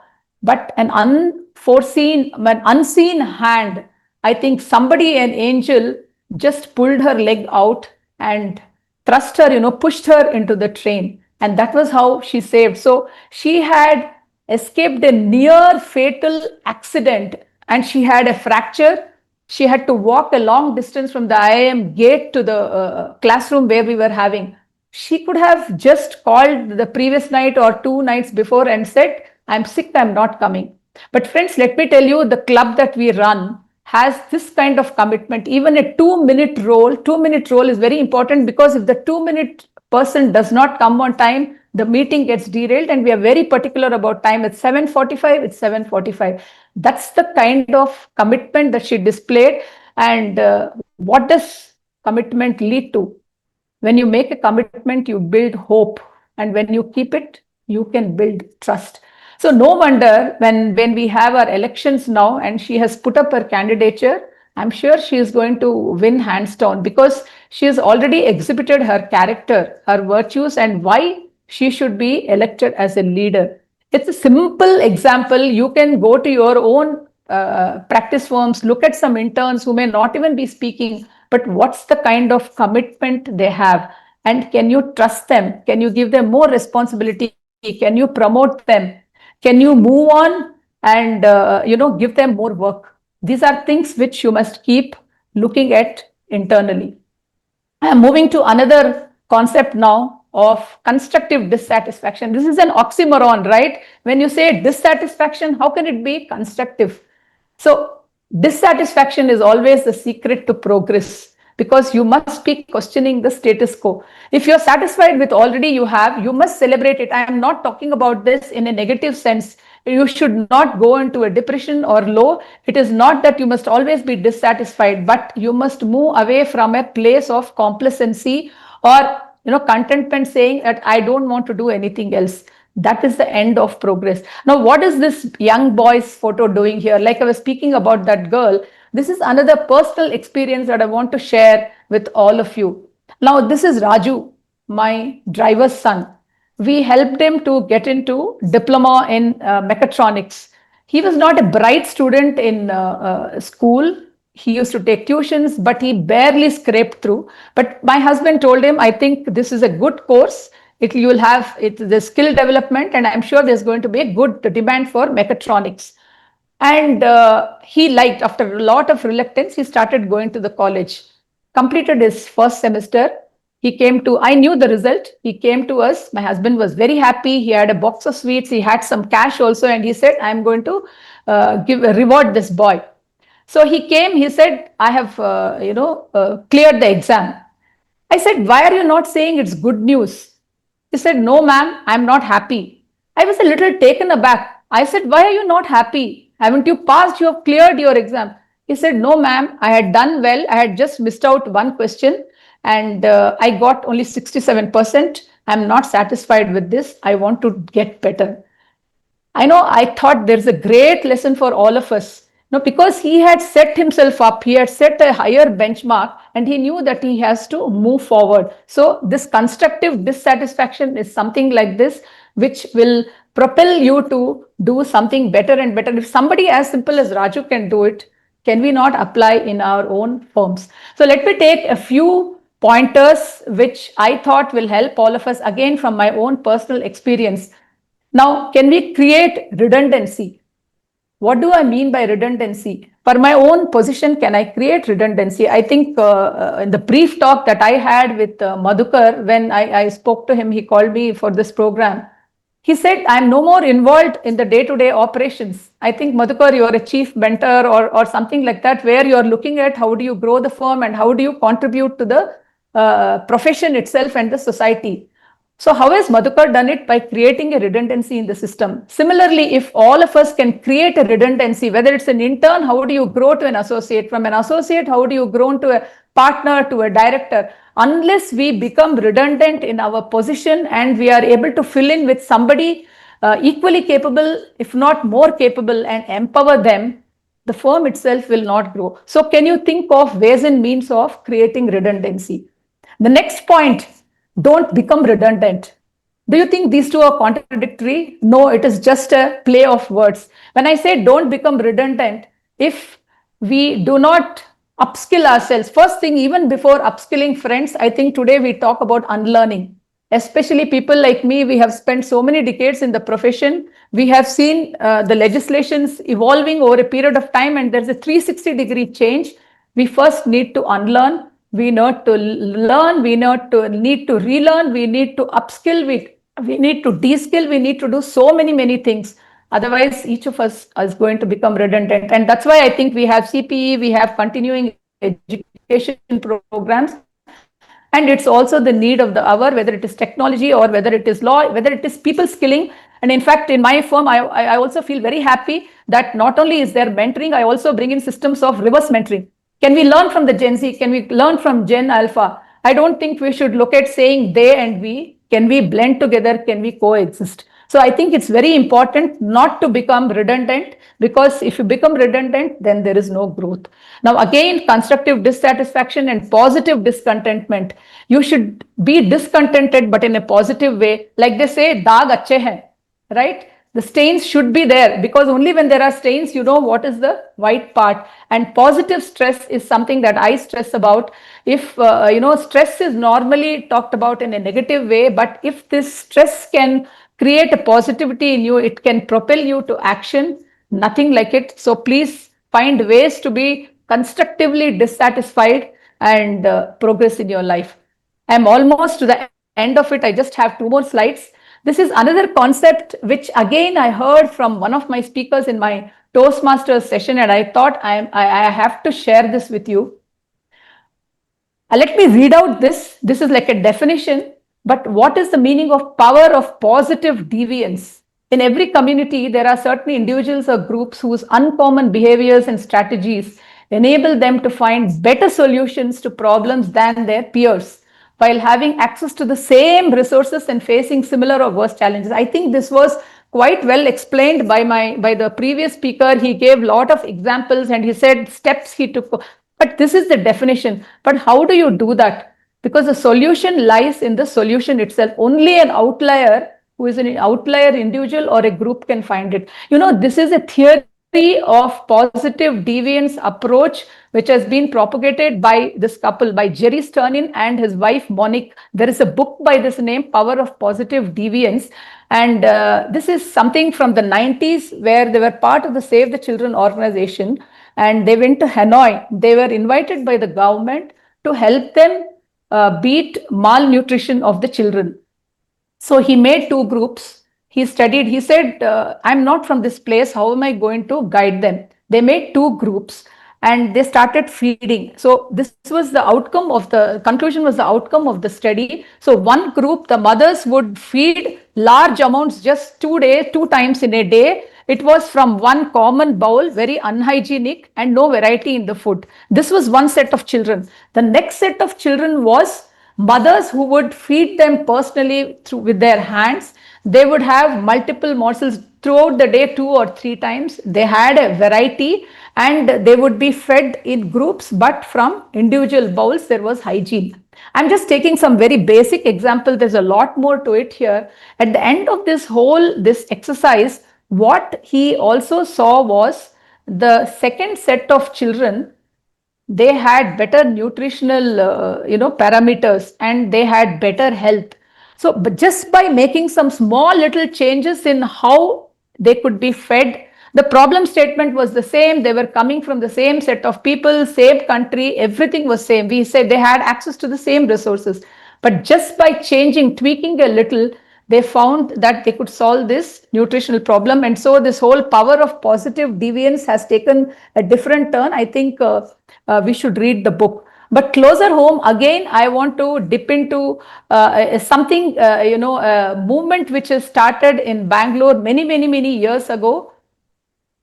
Only because AI, only because ChatGPT or Meta and Google had copyright issues, I could not take up show a picture of a Darshini, but most of you who have come to Bangalore, I'm sure Darshini is Darshini is a special kind of eatery where you can stand and eat self-service. You get fresh, hot food right from 6:30 in the morning till 10:30 in the night. And they are very affordable. Bangalore and many cities are completely dotted with this, and some of them have become roaring business.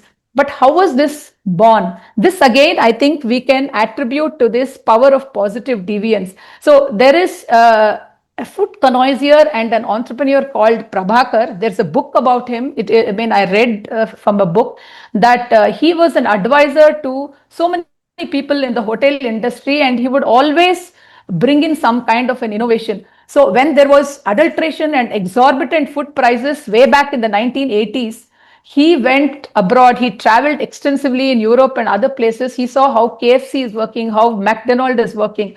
Then he realized if some structured kind of business, food business can be carried on with that kind of food, why can't I bring this to India, to my city, and serve hot meals, fresh and hygienic South Indian dishes? So friends, this is the story of how the first Darshini was born in Jainagar area in Bangalore, and all of us are fans of this. People who haven't had in Darshinis, please have the most hygienic and affordable food that we can have. Simple fare, but it is. But this is all, if you look at it, if we analyze this again, I think is coming from the power of positive deviance of how to solve problems. So can we look at some problem solving strategies, problem solving tactics using this positive deviance? I may not have still used it. I have used it in one instance, but this is something all of you can reflect about. So we started with, quickly I'll summarize, we started with mindset. We went to creation of a masterpiece. We talked about ethics and integrity. We talked about dharma. We talked about resilience. We talked about constructive dissatisfaction, the power of positive deviance. But ultimately, both are very important. If you want to grow tall, you have to dig deep like the tree. If you want to sail far, you must adjust your sails.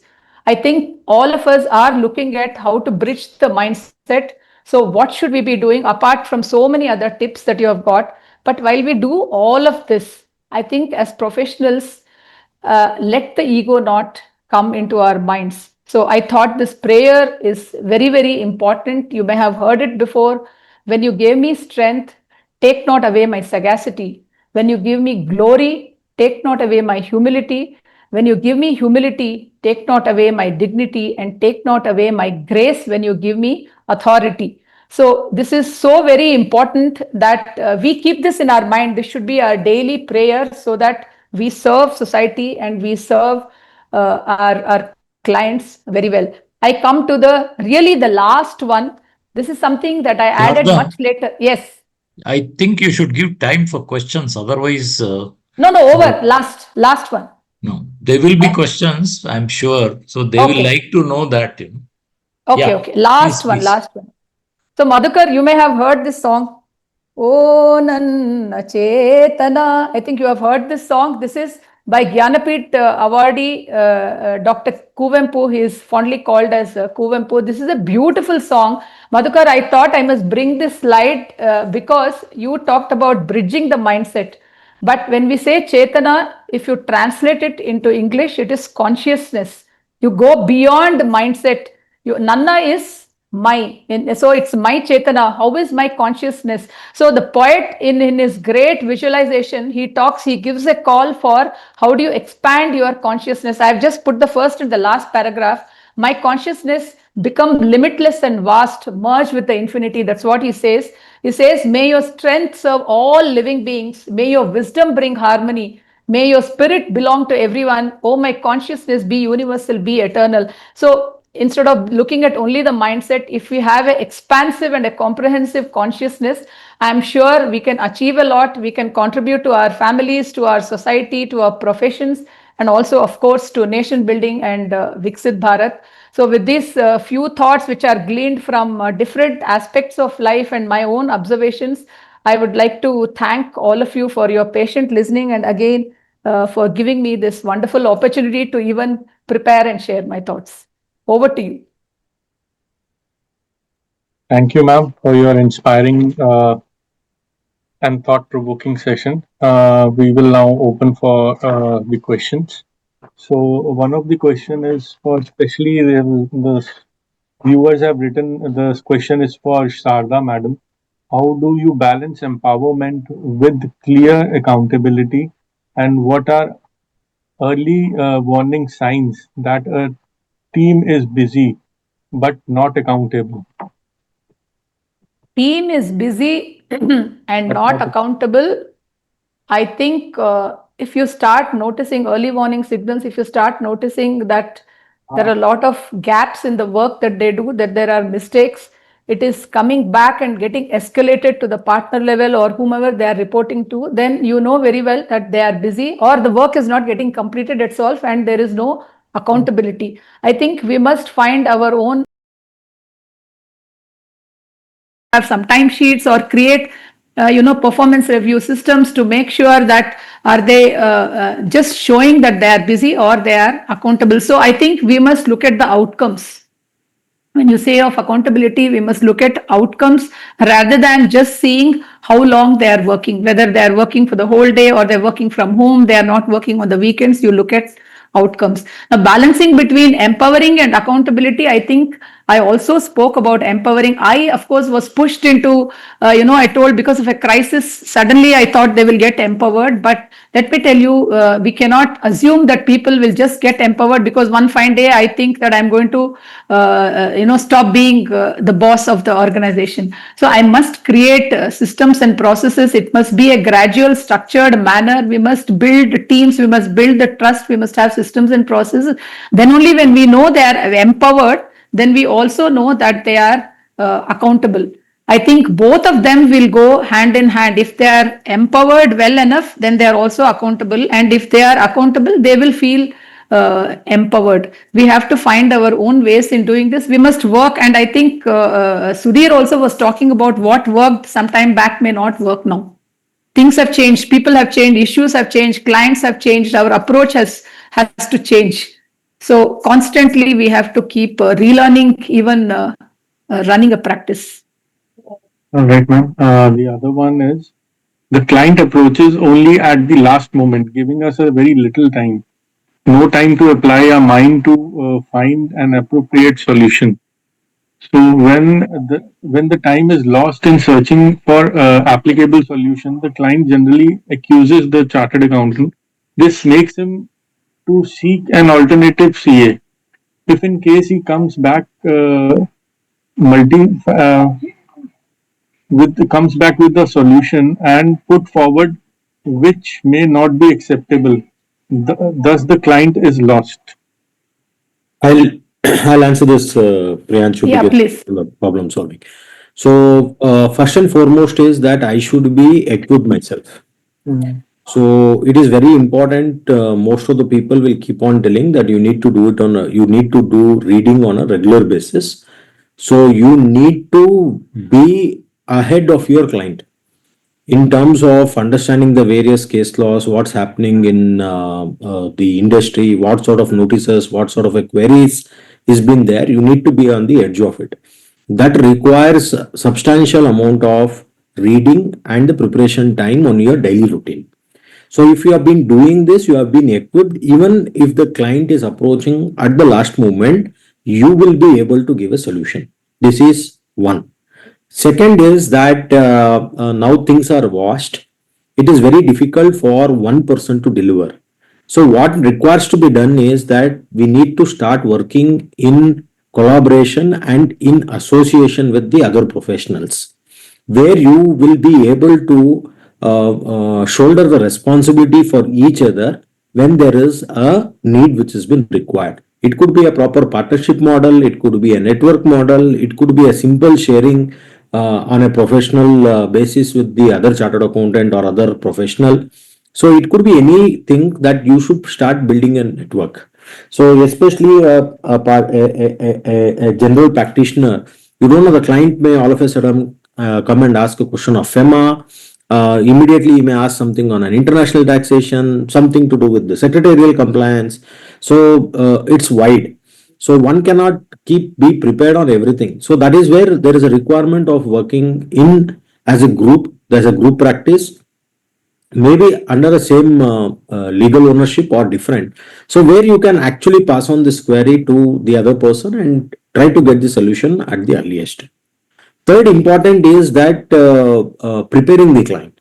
It is very important. Most of us would not want to do this in the fear of losing the client. So it's very important that we also need to prepare and what you call groom the client, I can say, in terms of not coming at the last moment. In many cases, we see the client had an option to ask this ahead of time, but he just took us for granted and he comes for the last moment, knowing that anyway, if I go to my chartered accountant, he's going to solve it. So sometimes it could be a genuine need, but sometimes it could be the reluctance of the client coming at the last moment. So somewhere setting up the expectation with the client, setting up my own boundaries or targets is also very important. I hope that.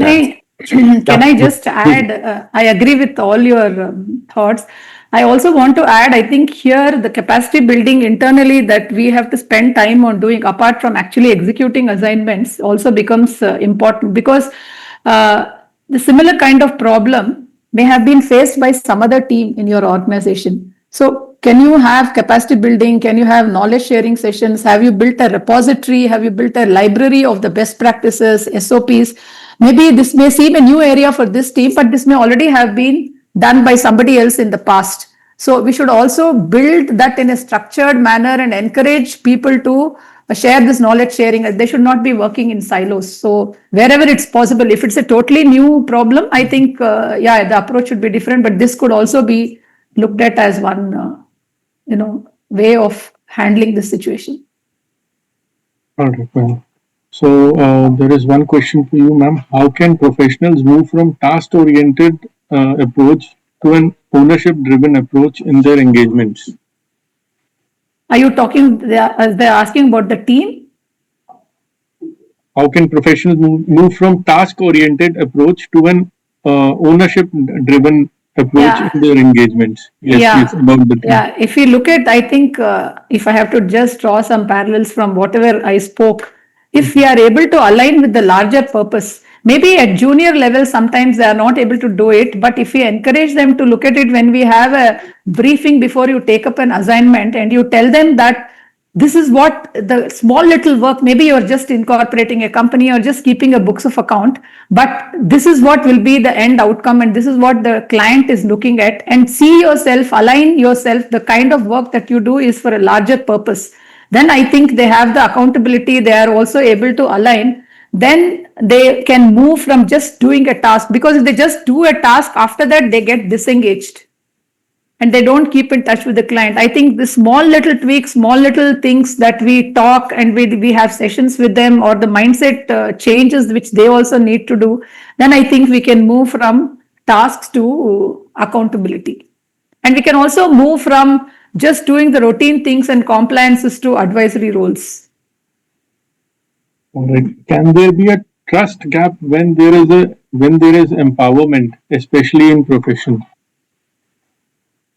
Trust gap, and it could be there, because that's what we assume, that we are empowering somebody, we trust them, but before trusting, I think we need to do a due diligence.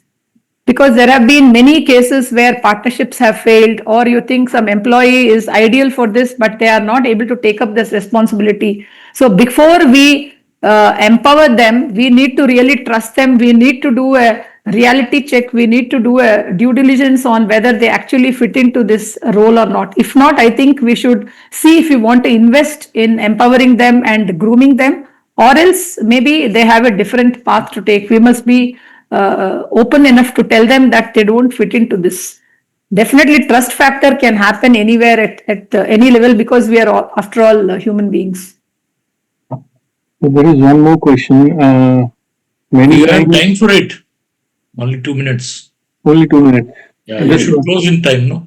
Yeah, sure. So no issue, sir. But you share the questions. It's very important for both. Wonderful. You have a wonderful crowd also. Yes, so, Sudhir and Sharda, we will request you, whatever questions are there, Priyanshu will share with you, and then you can reply, and he will reply to those people who have asked the question. You can do that, no, Priyanshu? Yes, sir. So we have got 2,381 viewers today. Almost a record. Yes. Mm. So It is. sir, It shows anything the from you? popularity of Sharda and Sudhir. SS. No, I think And it's the popularity of your series. Yeah, Maybe committee. they have found Yeah. it interesting. Yeah, it's obviously the kind of commitment that you are having, doing it week after week. No, I really hope this makes a difference over a period of a year or two to the entire, because all these are still going to be there. You know, the on our TV it's there, on our website it's there. So I would like to just add one point, Sharda. We had Rupa Venkatesh, who flourishes even today after having I know. breast cancer and also liver transplant. Yes, So- know her very well. Yeah, and actually we started this whole session with integrity and honesty by Amarjit Chopra and Sanjeev Chaudhary. It was a wonderful session. And as far as both your sessions is concerned, Sudhir's was very practical. Actually, you can put it in place. And we had so many lessons from you. And I think you prepared the PPT so beautifully. I want to commend you on that preparation of the PPT. So relevant and beautifully done. Thanks to both of you. I am sure our viewers would have enjoyed. I think Priyanshu, I also took a little time. Thank you, sir. So, as we approach to the conclusion of this enriching webinar, so I would request all the viewers to please give us your feedback. Your feedback is very important to us, so that if there are any other topics which we can take, and you want to listen to some specific person, that also you can share it with us. So we'll try and put the seminar in place. Webinars in place. So it is an evident in this today's session have given us much more than knowledge. They have given us a perspective. So on this, on behalf of the Committee for Members in Practice, I would extend a heartfelt gratitude to CA Madhukar Hirgange sir, our Chairman Committee for Members in Practice, CA B.S. Sudhirji, Madam S.C. Sharda, for the exceptional sessions, and special thanks to all the participants for your enthusiastic presence and engagement today. So we hope today's program inspires each one of us to bridge the mindset gaps, take ownership and always bring the ship in. Wishing you a continued professional success. Thank you and Jai Hind. Thank you, sir. Good evening. Thanks, Priyanshu. Thank you. Wonderful. Thank you all. Thank you. Thank Thank you. you.